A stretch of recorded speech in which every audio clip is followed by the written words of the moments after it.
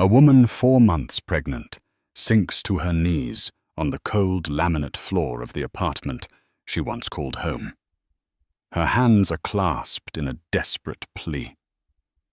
Tears streaming down her face as she begs the man she loves, the father of her unborn child, not to leave her. He stands over her, his face a mask of stone divorce papers held out like a death sentence. He calls her a weight, an anchor, dragging him down from the life he's destined for. But in the darkest moment of her life, a single knock echoes at the door. A knock that will shatter one man's world and expose a secret so vast no one in that room could ever have seen it coming. Stay with us to hear the story of how one woman's deepest betrayal led to the most stunning revelation of all. The silence in their small one-bedroom apartment on the west side of Chicago had become a living entity. It was thick and suffocating, clinging to the worn-out floral sofa and the water-stained ceiling. Amelia traced the rim of her chipped coffee mug, the lukewarm liquid inside a perfect metaphor for her marriage to Ethan. It had once been steaming, full of passion and promise. Now it was just there, stale and unappealing. For 4 years, Amelia had poured every ounce of herself into being the perfect wife for Ethan Cole. She'd learned to cook his favorite meals, ironed his shirts to a perfect crisp, and celebrated his every minor victory at the mid-level investment firm Sterling Cooper, as if he'd just conquered Wall Street. She believed in him with a ferocity that bordered on naive. He was her brilliant, ambitious husband, destined for greatness. She was just Amelia, the quiet girl from a small town who had gotten lucky, or so she had led him to believe. Lately, however, Ethan's ambition had curdled into something bitter and resentful. He came home later, his excuses for networking dinners becoming more frequent and less detailed. The easy laughter they once shared had been replaced by his sharp criticisms about the apartment, about her simple clothes, about her lack of influential friends.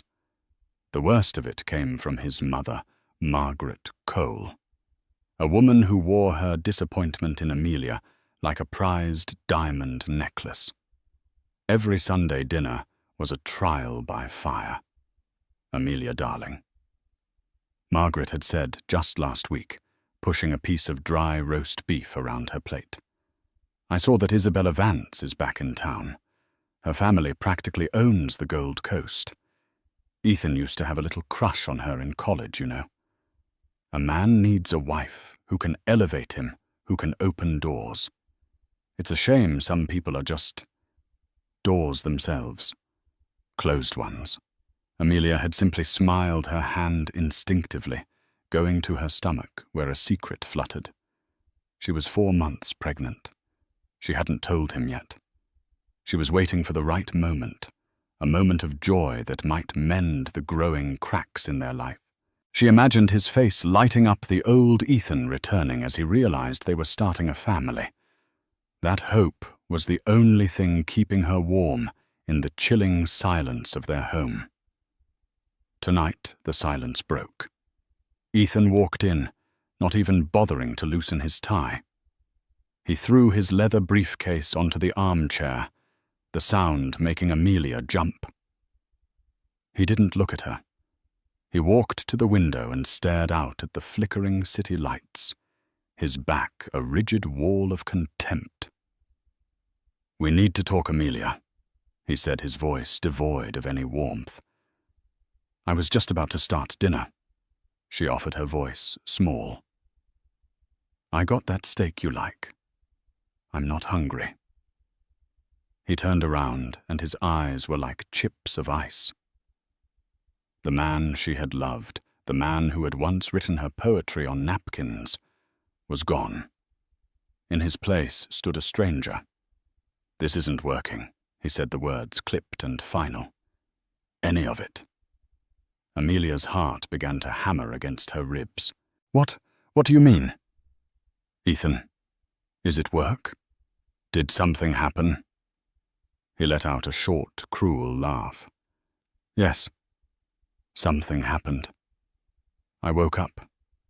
I'm 32 years old, stuck in this shoebox apartment, married to a woman with no connections, no ambition, no value. I'm drowning and you're the anchor tied to my feet. Each word was a physical blow. Amelia felt the air leave her lungs. Value. Ethan, I love you. I've supported you in everything. Support, he scoffed, striding across the small living room. Making my dinner and washing my socks isn't support, Amelia. It's housekeeping. I'm being considered for a partner track position. A real one. The kind of position that requires a certain image, a certain type of wife. He stopped in front of her, looking down at her, as if she were a piece of furniture he was about to discard. I want a divorce. The two words hung in the air, monstrous and unbelievable. The world tilted on its axis. The chipped mug slipped from her fingers, shattering on the floor and splattering coffee across the worn linoleum. But Amelia didn't notice. All she could see was the cold, resolute finality in her husband's eyes. The cracks in their porcelain life had just split wide open, and she was falling into the abyss. No, she whispered, shaking her head in disbelief. No, you can't mean that. We can fix this. There's nothing to fix, he said coldly. I've already spoken to a lawyer. The papers are drawn up. It was then, in that moment of absolute devastation, that her secret came tumbling out, not as a joyful announcement, but as a desperate, last-ditch shield. Ethan, you can't, she cried, her voice breaking. You can't. I'm pregnant. For a fleeting second, a flicker of something unreadable crossed Ethan's face. Shock. Maybe. But it was extinguished as quickly as it appeared, replaced by an expression of profound irritation, as if her pregnancy was not a miracle, but a poorly timed inconvenience. You're what he asked, his voice low and dangerous. Pregnant Amelia repeated, a fresh wave of tears blurring her vision. She stood up, her hands protectively, cradling her still flat stomach. I'm 4 months along. We're going to have a baby, Ethan. A family. Doesn't that change everything? She searched his face for a sign of the man he used to be, the man who had talked about teaching their future son to play catch in Lincoln Park. Instead, she saw a calculating coldness that terrified her. He took a step back, running a hand through his perfectly styled hair. You should have told me sooner. It was an accusation, not a lament. I was waiting for the right time. I wanted it to be a happy surprise. A happy surprise. He laughed again, a sound utterly devoid of humor. Amelia. This isn't a surprise. It's a complication. A maneuver. Did you think trapping me with a child would work? The word trapping struck her like a slap. Trap you, I thought it would make you happy. This is our baby. No, he said, pointing a finger at her. It's your problem now. He turned away, pacing like a caged animal. This changes nothing. In fact, it makes it more urgent. I need to be free of this mess before my career really takes off. The cruelty was breathtaking. Amelia felt a dizzying sense of unreality. This couldn't be the same man who'd held her and whispered promises under the stars on their honeymoon in Tuscany. That man was a ghost, and this stranger wore his face. So that's it, she choked out. You're just going to abandon us. Your child. "I'll pay child support," he said dismissively, as if discussing a utility bill. "Whatever the state mandates, a clean break is better for everyone. You can go back to wherever it is you came from. Some quaint little town in the middle of nowhere, right? You'll be fine." The condescension in his voice was the final straw. The part of her that had been desperately clinging to hope finally shattered. She saw him clearly now, not as her husband, but as a man whose ambition had consumed his soul. Over the next week, the apartment became a war zone. Ethan moved into the spare room, which was barely a closet, and their interactions were clipped and hostile. He spoke to her only to demand when she would be signing the papers he'd had couriered over. They offered a pittance, a one-time payment of $10,000 to help her get back on her feet. It was an insult, a clear message of how little he valued their 4 years together. Amelia's only solace was her daily phone call with her best friend, Clara, a sharp-witted nurse who had never trusted Ethan. "He's a snake," Amy Clara said, her voice laced with fury. "A social-climbing viper. $10,000. After you put him through the last 2 years of his MBA program, working that awful waitressing job. He's garbage." "But what do I do, Clara?" Amelia sobbed into the phone. "I have nothing. He was my whole life." No, he wasn't. He was a chapter. A terrible, poorly written chapter. You are so much more than his wife. You need to fight him. Get a lawyer. But Amelia couldn't. The thought of fighting of the ugliness of a legal battle while carrying their child felt insurmountable. She was exhausted, heartbroken, and terrified. All she wanted was for this nightmare to be over, for the old Ethan to walk through the door and tell her it was all a horrible mistake. The final devastating blow came on a rainy Tuesday. Amelia had been feeling sick all morning and was lying on the sofa when Ethan came home in the middle of the afternoon. He wasn't alone. With him was Isabella Vance. She was everything Amelia wasn't. Tall, impossibly chic in a Burberry trench coat, with blonde hair, styled in a way that screamed money. Her smile was polished and predatory as she surveyed the shabby apartment with open disdain. "Ethan, darling, this is charmingly rustic," Isabella said, her voice dripping with condescension. Ethan didn't even look at Amelia. "It's a temporary setback. Isabella is helping me look at condos on the Gold Coast." Amelia pushed herself up, her heart a leaden weight in her chest. "What is she doing here?" "Ethan, Isabella is my future, Amelia," he said, finally turning to face her. His arm was now wrapped possessively around Isabella's waist. "She understands my world. She's part of it. Her father, a managing partner at Vance Capital, is very interested in my career trajectory." Isabella looked at Amelia's slightly rounding stomach with a look of pure disgust. "I heard about your situation," she said, as if Amelia had a contagious disease. "Ethan has been so stressed. It's terribly unfair of you to burden him like this at such a pivotal moment in his life."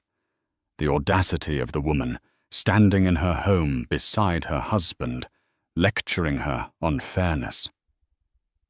A hot, unfamiliar anger began to burn through Amelia's grief. "You need to leave, Amelia," said her voice trembling but firm. Isabella just laughed. "Oh, I think it's you who'll be leaving, dear. Now be a good girl and sign the papers. Ethan and I have dinner reservations at Alinea." Ethan walked over to the coffee table and slapped the divorce papers down. "Sign them, Amelia. It's over. Stop making this so pathetic and dramatic." Pathetic. The word echoed in her ears. He saw her love as pathetic, her pain as dramatic, her child as a burden. She looked from his cold, impatient face to Isabella's smug, triumphant one. They were a matched set. Two predators who had just cornered their prey. And in that moment, Amelia knew that begging wouldn't work. Pleading was useless. The man she had married was truly gone, and in his place was a monster.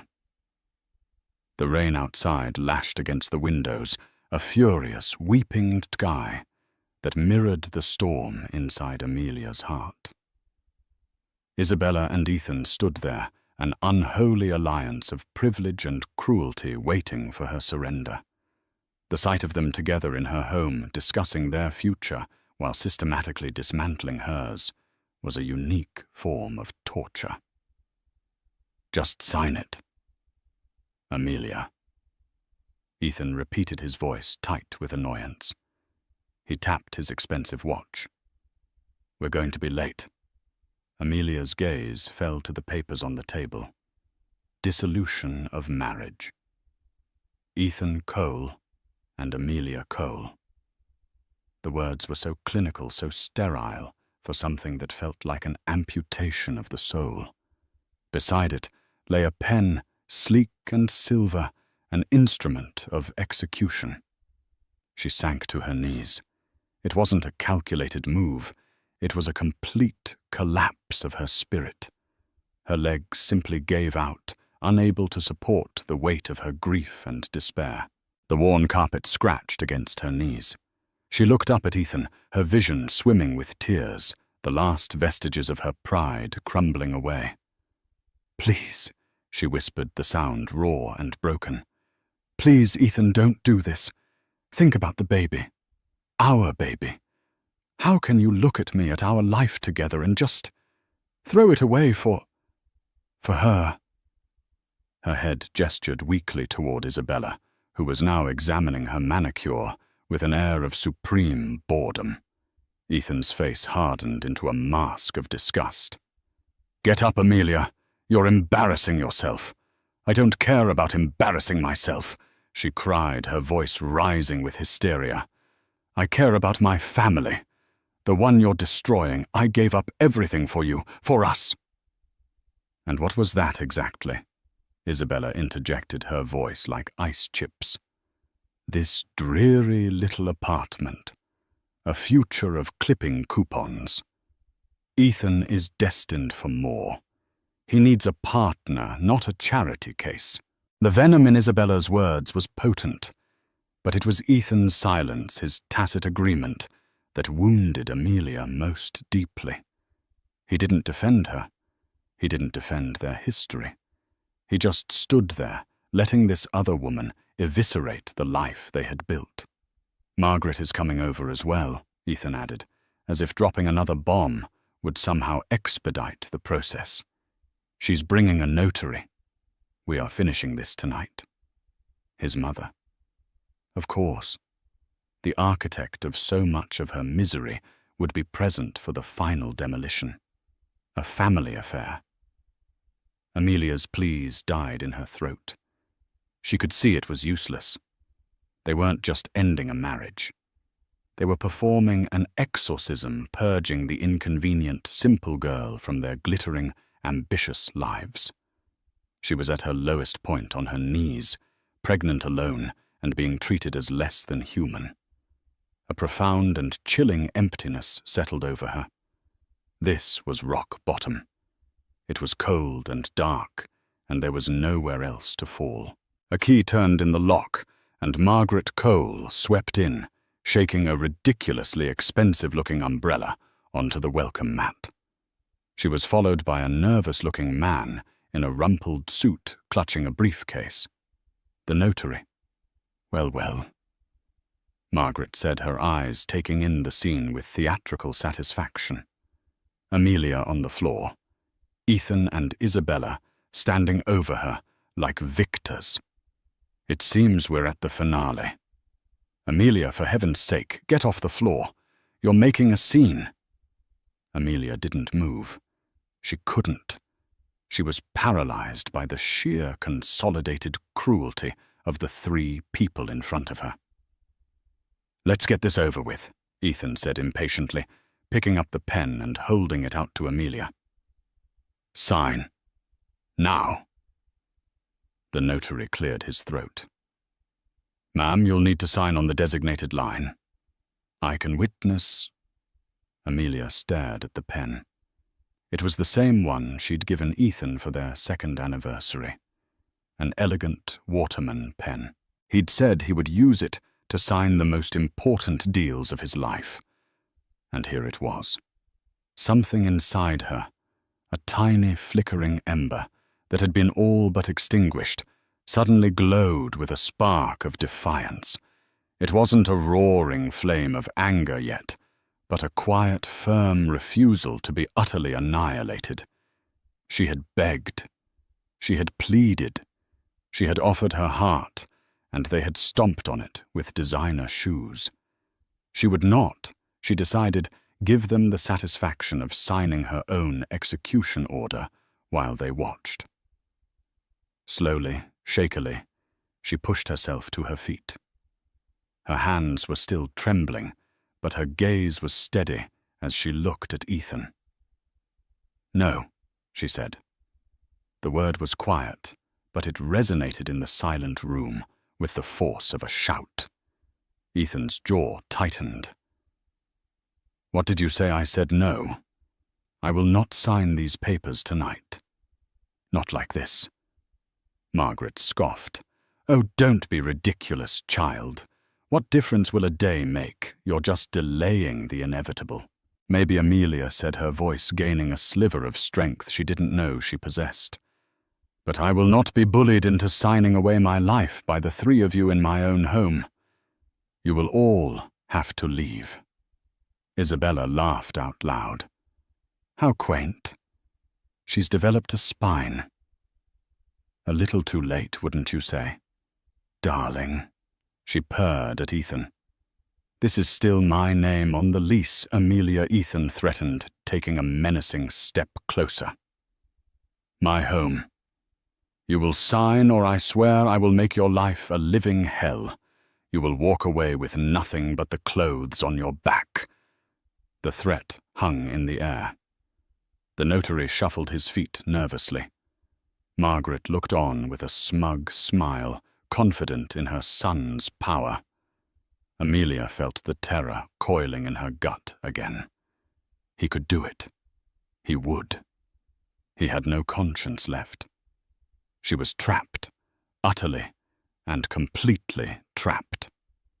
The brief spark of defiance guttered, and the cold de foudre washed over her once more. She reached a trembling hand toward the pen, her will finally broken. And then a knock echoed at the door. It wasn't a polite tap. It was a loud, authoritative, three-part rap that commanded attention. Everyone froze. They weren't expecting anyone else. "Who the hell is that?" Ethan snapped, annoyed by the interruption. He stomped over to the door and yanked it open. Standing in the hallway was a man who seemed to take up all the available space.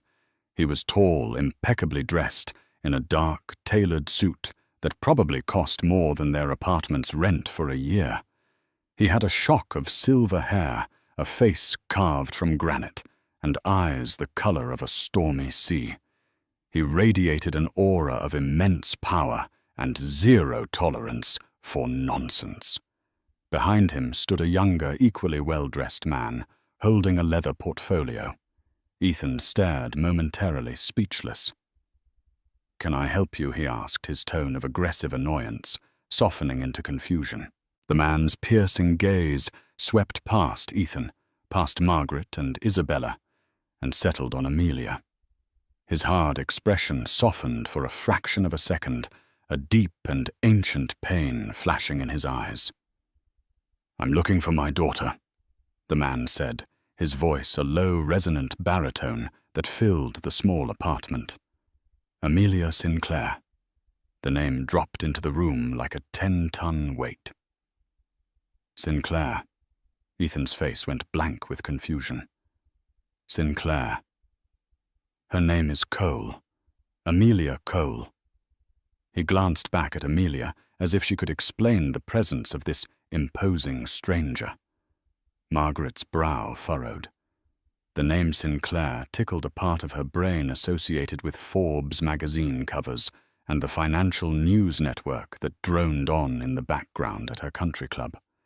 She couldn't quite place it, but it felt significant.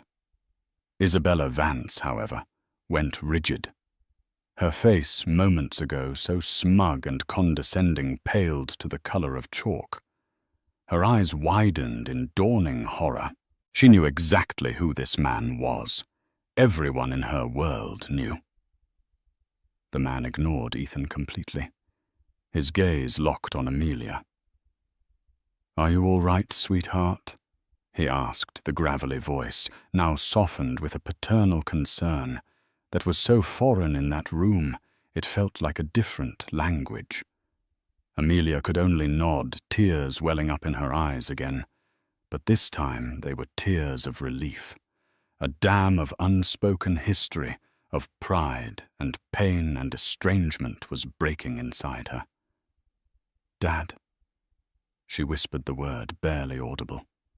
The collective gasp in the room was sharp and audible.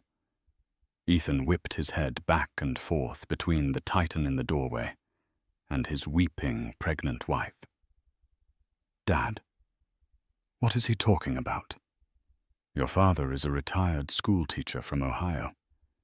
You told me he died 2 years ago. I lied," Amelia said, her voice shaking but clear. "I lied because I was ashamed. Not of him, of myself. We were estranged. I didn't want his name, his money, or his influence to be a part of our life. I wanted you to love me, Ethan. Just me." The man in the doorway finally turned his cold, analytical gaze upon Ethan.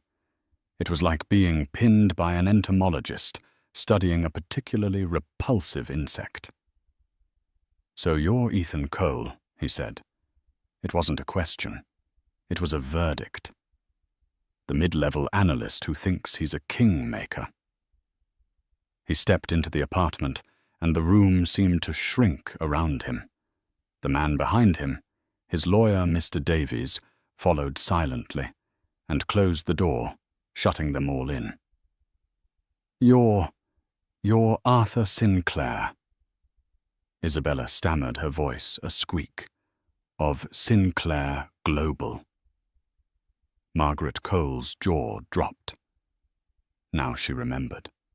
Arthur Sinclair, the legendary reclusive billionaire, a ruthless titan of industry who had built a global empire from nothing.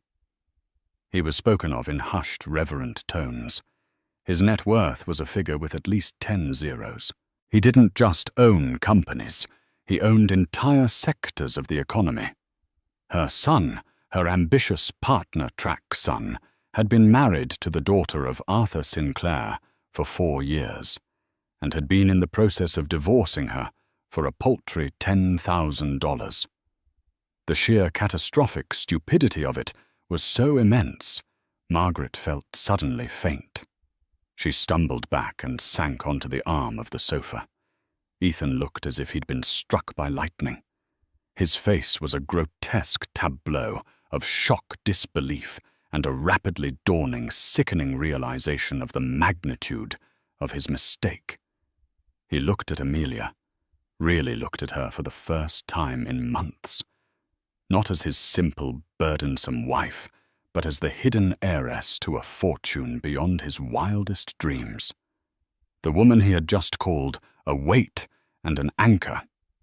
Arthur Sinclair's eyes swept over the cramped apartment, taking in the worn furniture, the shattered mug on the floor, and the divorce papers on the coffee table.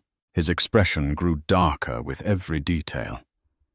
"It seems I've arrived at an opportune moment," he said, his voice dangerously calm. He walked over to the coffee table and picked up the papers. He scanned the settlement page, his lip curling in utter contempt. $10,000, he said the words dripping with ice. You're divorcing my pregnant daughter, and you value her, and by extension, my grandchild, at $10,000. He tore the papers in half, then in quarters, the sound of ripping paper like gunshots in the silent room. He let the pieces flutter to the floor, like confetti at a funeral. The divorce is off the table, he announced. Or more accurately, we will be proceeding with a divorce, but on our terms. Mr. Davies. The lawyer stepped forward and opened his leather portfolio. Mr. Cole. He began, his tone crisp and professional pursuant to Illinois state law, given the duration of the marriage and the circumstances you have manufactured. Mrs. Cole, or rather Ms. Sinclair, is entitled to 50% of all marital assets. Furthermore, given the emotional distress and the bad faith you have exhibited, we will be petitioning for significantly more. Ethan finally found his voice, a strangled, desperate sound. Wait, Amelia. Honey, this is all a misunderstanding. I was stressed. I didn't mean any of it. He rushed to Amelia's side, trying to take her hand, but she flinched away from him as if his touch were poison. Don't you dare touch her, Arthur. Sinclair snarled, taking a protective step in front of Amelia.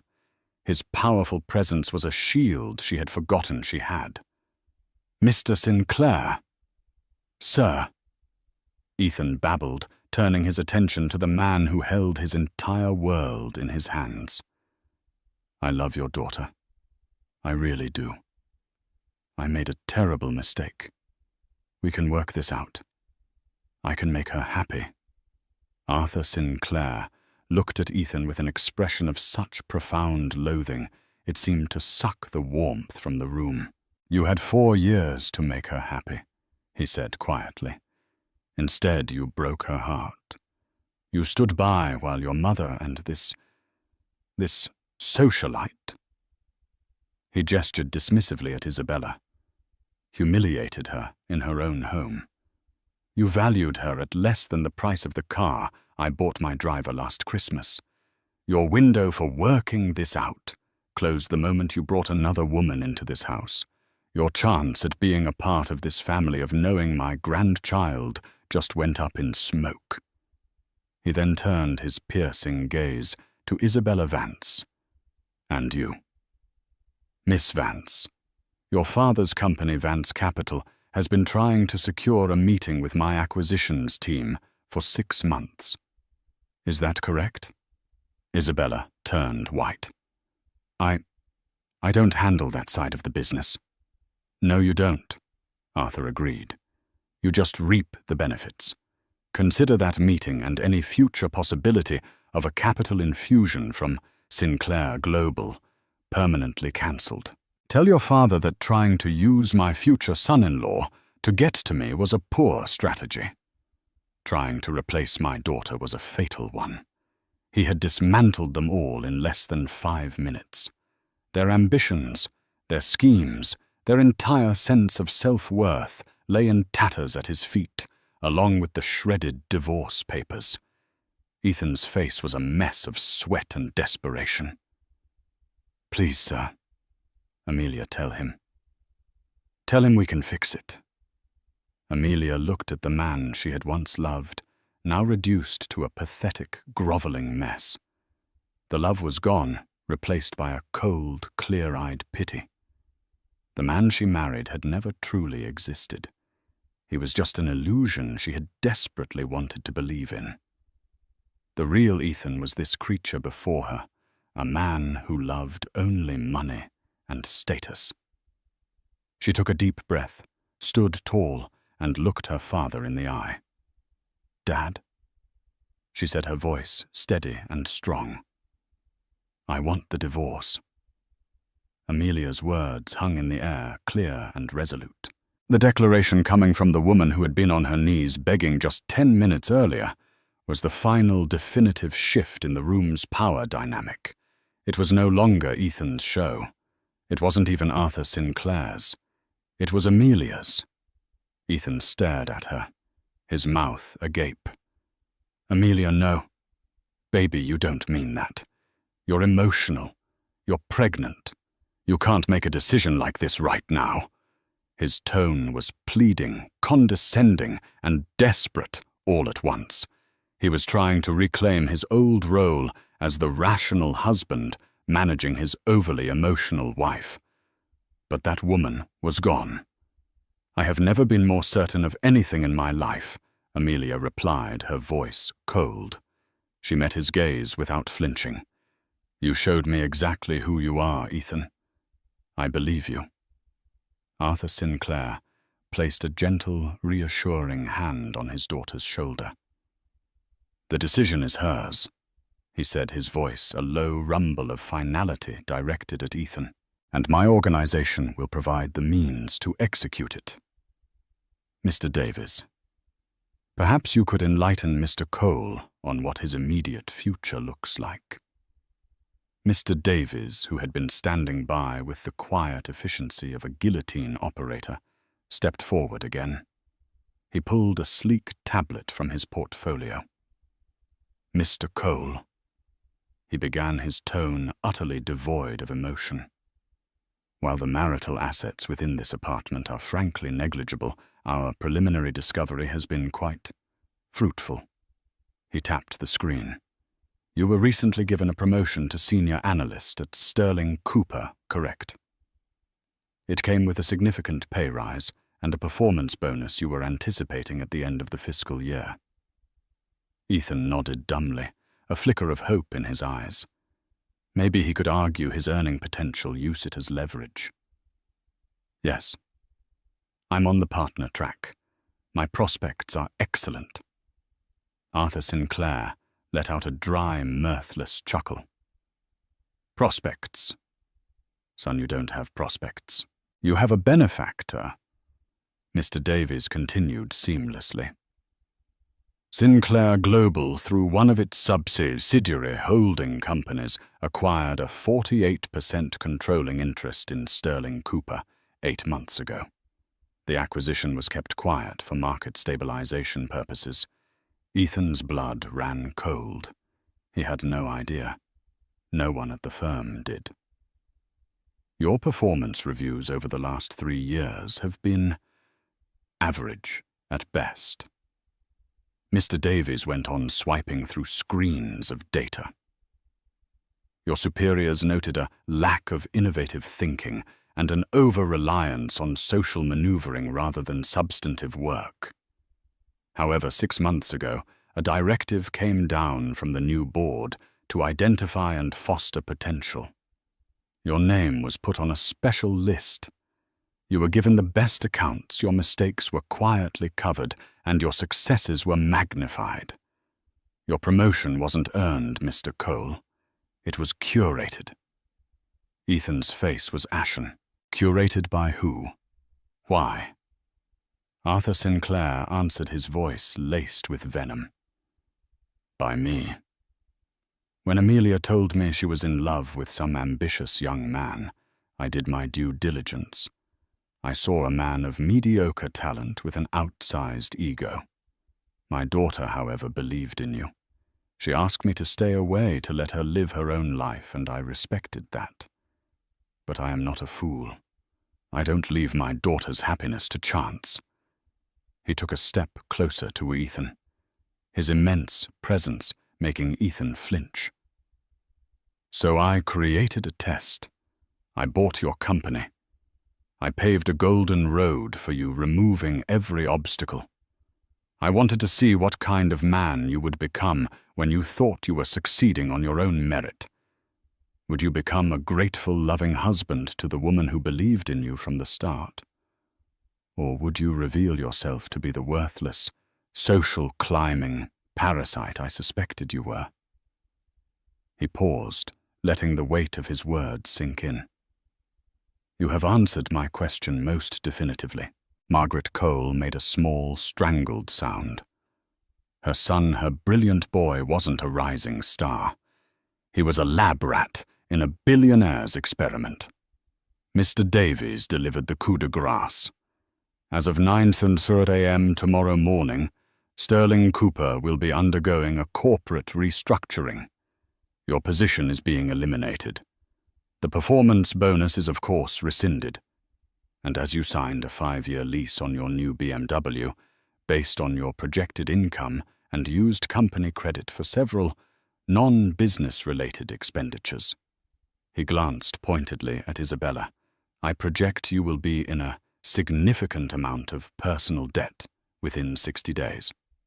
Ethan staggered backward, physically reeling from the information. His job, his car, his future, all of it was an illusion. A house of cards built by the man he had just tried to swindle, and that man was now blowing it all down. He turned his wild, desperate eyes back to Amelia. Amelia, you knew? Was this all some kind of sick game to you? No, Amelia said, shaking her head. The genuine pain in her voice cut through the tension. I had no idea about any of this.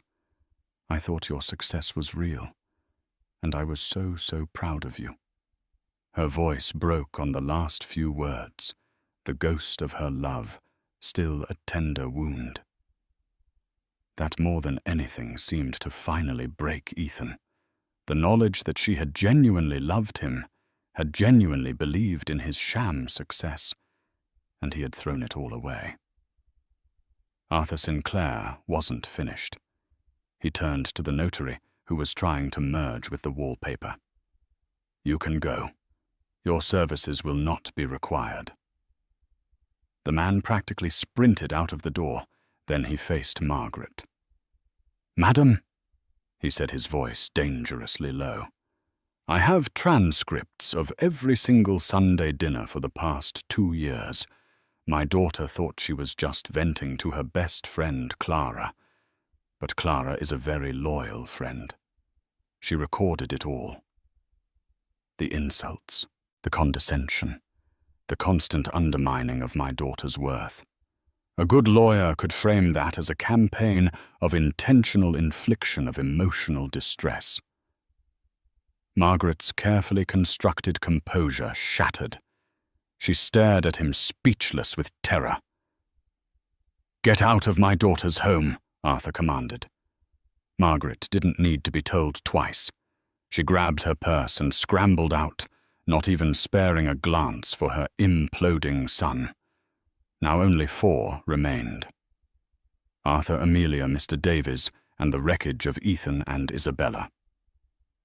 As for you, Mr. Cole, Arthur said, you will pack a bag with your personal effects.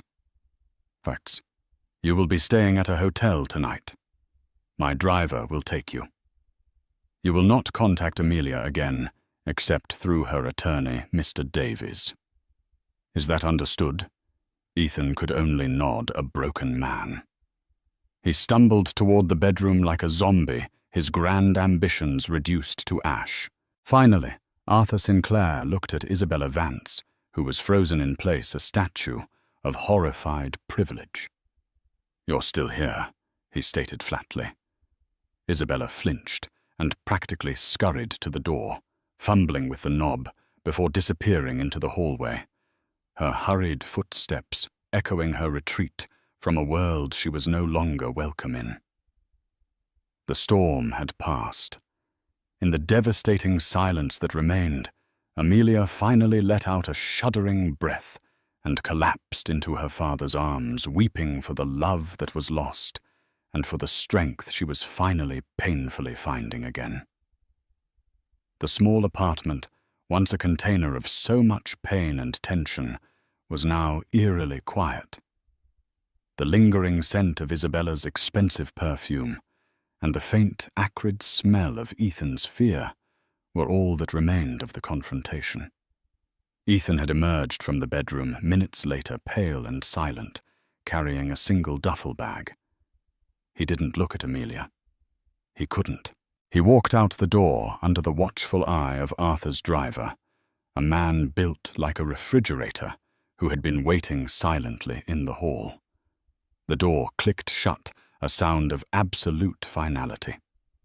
Amelia was sitting on the worn-out sofa, a warm mug of tea that Mr. Davies had somehow produced cradled in her hands. Arthur Sinclair sat beside her, not crowding her, but his presence was a solid, comforting wall. For the first time in years, she didn't feel like she had to be strong, because he was strong enough for both of them. "I'm sorry, Dad," she whispered, staring into the tea. "I'm so sorry I shut you out. I was stubborn and stupid." Arthur sighed a deep, weary sound. He reached over and gently took her hand. His own was large and calloused, the hand of a man who had built things and destroyed them. "You were in love, Amelia. You wanted to build a life on your own terms. There is no shame in that. The shame belongs to the man who couldn't see the value in the gift you gave him." They sat in silence for a moment, the old, painful chasm between them slowly closing. "You bought his company?" she finally asked, a note of disbelief in her voice. "You really did all that I did," he admitted. "When you cut off the trust fund you were supposed to receive on your 25th birthday, you told me you never wanted a dime of my money to influence your life. I honored that. But I have an entire corporate intelligence division at my disposal. I wasn't going to let you face the world completely unprotected." I watched him. I saw his resentment grow as his own meager talents couldn't match his ambitions. I saw him looking at you, not with love, but as an obstacle. The experiment was my last-ditch effort. I gave him the world on a silver platter to see if he would share it with you. He chose to try and trade you in for a shinier model instead. The cold, calculated nature of it was terrifying, but it was also born from a fierce, protective love she had forgotten the feeling of. Mr. Davies cleared his throat softly. "If I may, Ms. Sinclair," he said, pulling out a folder, "we should discuss the next steps. Your father has already taken the liberty of securing a new residence for you at the Four Seasons Residences, a 3-bedroom suite. It's fully furnished and staffed. We can have your personal belongings from this apartment packed and moved by morning." Amelia looked around the shabby apartment. It had been her home, the place she'd poured her love and hope into. Now it just felt like a cage she had been freed from. "Okay," she said quietly. Furthermore, Mr. Davies continued. "We will be filing the divorce papers tomorrow. We will be petitioning for the full 50% of all assets accrued during the marriage, which ironically, thanks to your father's intervention, includes a portfolio of stocks granted to Ethan upon his promotion. They are currently valued at approximately $1.2 million. Amelia's jaw dropped. "He doesn't know about them yet," Arthur added with a grim smile. "They were scheduled to be transferred to his personal account next Monday, a little bonus for his hard work. Now they're a marital asset. Your half will be a nice start for you and the baby." The sheer strategic brilliance was staggering. Ethan had been playing checkers while her father was playing multi-dimensional chess across continents. "We will also establish a trust for the child," Mr. Davies said, "and we will be filing for sole legal and physical custody, citing Mr. Cole's emotional abandonment and moral turpitude. We will not be seeking child support. We will in fact be including a restraining order, preventing him from coming within 500 feet of you or the child." "He won't fight it," Arthur said confidently. "By the time Mr. Davies is done with him, Ethan Cole will be so buried in debt and legal trouble, he will sign anything we put in front of him just to make it all go away. He will vanish from your life, Amelia. I promise you that. It was everything she should have wanted. A clean break. Financial security. Justice. But looking at her father at the ruthless efficiency of his power, she understood for the first time why she had run from it all those years ago. It was overwhelming. "Dad," she said, her voice small. "Thank you. But I need to do this my way, too.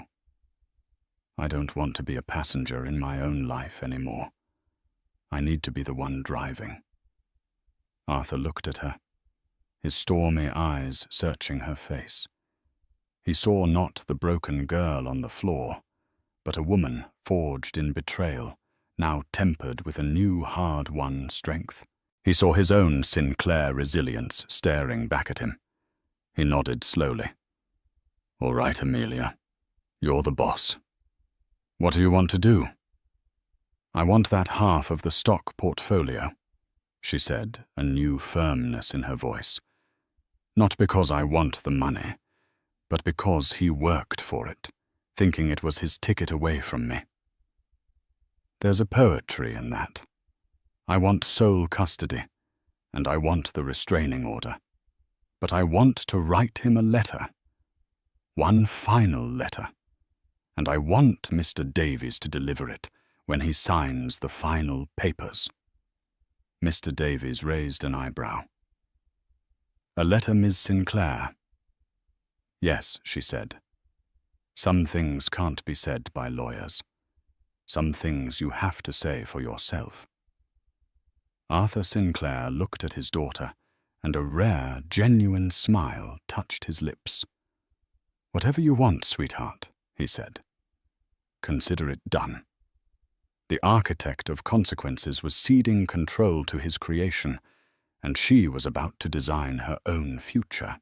3 months later, Amelia Sinclair stood on the balcony of her new home, looking out over the sprawling vista of Millennium Park. The city lights twinkled below like a carpet of fallen stars. A gentle breeze rustled the leaves of the potted hydrangeas that lined the terrace. It was a world away from the cramped, stifling apartment with the water-stained ceiling. Her pregnancy was more pronounced now, a gentle, swelling curve that she cradled with a sense of peaceful ownership.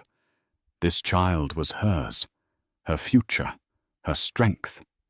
The past few months had been a whirlwind of transformation. She had moved into the suite at the Four Seasons, a place of quiet luxury and impeccable service. She'd had her first meeting with the board of the charitable foundation her mother had started before she passed away, a foundation Amelia had never felt qualified to be a part of. She found to her surprise that she had ideas. Good ones. She had her father's strategic mind, tempered with a compassion that was all her own. She and her father were rebuilding their relationship piece by painful, honest piece. They had dinner twice a week. They talked about her mother. They talked about the years of silence. He was learning to be a father, not just a protector. And she was learning to accept his help without sacrificing her independence. The divorce had been finalized a week ago. As promised, Ethan had put up no fight. Mr. Davies had presented him with a mountain of his own financial malfeasance and the stark choice between a quiet, quick dissolution or a loud, protracted, and public annihilation. He chose quiet. He signed the papers in Mr. Davies's sterile downtown office. After he had signed the last page, relinquishing his parental rights and agreeing to the restraining order, Mr. Davies slid a single sealed envelope across the mahogany table. Amelia's letter. Ethan had opened it with trembling fingers. His face was gaunt, his expensive suit replaced by a cheap, ill-fitting one. He had lost weight, and his eyes were shadowed with the sleeplessness of a man haunted by his own colossal failures. The letter wasn't angry. It wasn't hateful. It was simple and direct. Ethan, I am writing this not to hurt you, but to tell you the truth. I once loved a version of you that I thought existed, a man who was kind and brilliant, and who was going to build a life with me. I see now that the man I loved was a reflection of my own hope, not a reflection of you. You didn't just break my heart. You showed me that it was placed in the wrong hands to begin with. You craved a world of wealth and power, but you had no idea what to do with the real treasure you already held. You traded a diamond for a handful of glitter, and you will spend the rest of your life realizing it was just dust. I am not writing this as a victim. I am writing this as the mother of a child you will never know. A child who will be raised with love, integrity, and the understanding that a person's worth is not measured by their connections or their bank account, but by the content of their character. By that measure, you are the poorest man I have ever known. I forgive you. Not for you, but for me. I release the anger and the pain, and I am letting you go completely. I wish you nothing, because you have become nothing to me. Amelia. According to Mr. Davies, Ethan had read the letter, folded it carefully, and walked out of the office without a word. He had been rendered irrelevant, a footnote in her story. Isabella Vance had moved on her family's company, eventually absorbed by a competitor for pennies on the dollar after Sinclair Global blacklisted them. She and Ethan were just two ghosts haunting the memory of a life that never was. Amelia took a deep breath of the cool night air. She wasn't that begging, broken woman on the floor anymore. The betrayal that was meant to destroy her had in fact been her salvation. It had forced her to her knees, but it had also forced her to look up to call for help, and to finally stand on her own 2 feet. Her father came out onto the balcony, holding 2 glasses of sparkling cider. He handed one to her, and they clinked them together gently. To new beginnings, Arthur said, his voice soft. To new beginnings, Amelia agreed, a genuine smile gracing her lips. She wasn't just Amelia Cole, the discarded wife. She wasn't just Amelia Sinclair, the billionaire's daughter. She was Amelia, a mother-to-be, a philanthropist, a survivor. And for the first time in a very long time, she felt completely, unshakably whole. The view from up here was breathtaking, and she knew with every fiber of her being that this was just the beginning. Amelia's story is a powerful reminder that our lowest moments do not have to define us. The betrayal that brought her to her knees was the very thing that reconnected her with her family, and most importantly, with her own incredible strength. She transformed from a woman who felt she had no value into a woman who understood her immense worth had nothing to do with money or a man. Her journey teaches us that sometimes the most painful endings are just doorways to beautiful new beginnings, and true power lies in choosing to stand up not for revenge, but for yourself and the future you deserve. Have you or someone you know ever faced a betrayal that ultimately made you stronger? What does it mean to truly know your own worth? Share your thoughts and stories in the comments below. We read every one. If this story touched your heart, please give it a thumbs up. Share it with someone who might need to hear it. And don't forget to subscribe to our channel for more real-life stories that will inspire and move you. Thank you for listening.